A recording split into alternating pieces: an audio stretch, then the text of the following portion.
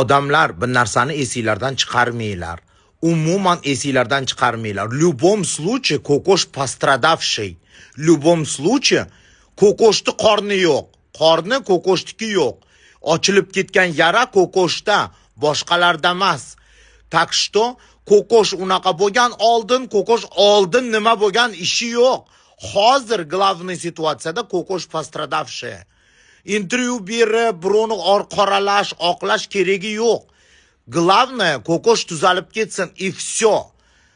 Birovni yomonlab chiqing deb ko'kosh menga bir og'iz aytgani yo'q. Birovni yomonlab chiqing, yo поддерживать qilaman, огонь boshladik, bunaqa gap gapirgani yo'q. Meni nomimdan birov javob bermaydi hech qachon. Shuni unutmanglar. Meni nomimdan birorta ayol javob bermaydi. Hamma gapimga o'zim javob beraman.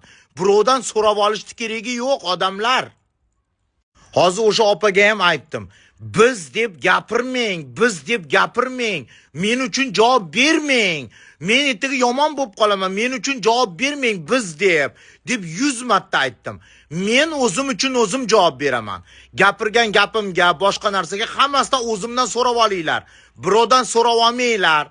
И в любом случае unaqasiga buraslarmi, bunaqasiga buraslarmi, ontar-to'ntar bo'lib ketasizlarmi? Qornidagi ko'shasi yo'q ko'kosh. В любом случае aylansanglar ham, o'rginsanglar ham, в любом случае ko'kosh пострадавшая. Так что gapirilgan gap men gapirganman, men javob beraman, boshqa odam emas.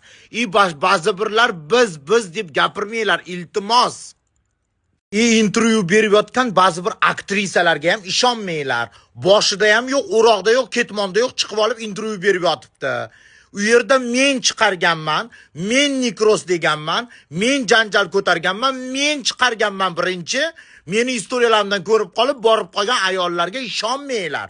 Umuman ishonmanglar. U yerda men shov-shuv ko'tardim, Munisopa больницаga yotkizdirdi. И все. Boshqa odamlar intervyu berib, PR qilib yurganlarga umuman ishonmanglar. Все, tamom. Ko'kosh пострадавшая, пусть лечится. Оставьте ее в покое, пожалуйста. Хватит, meni ham hamma burchakka tiqavermanglar, charchab ketdim.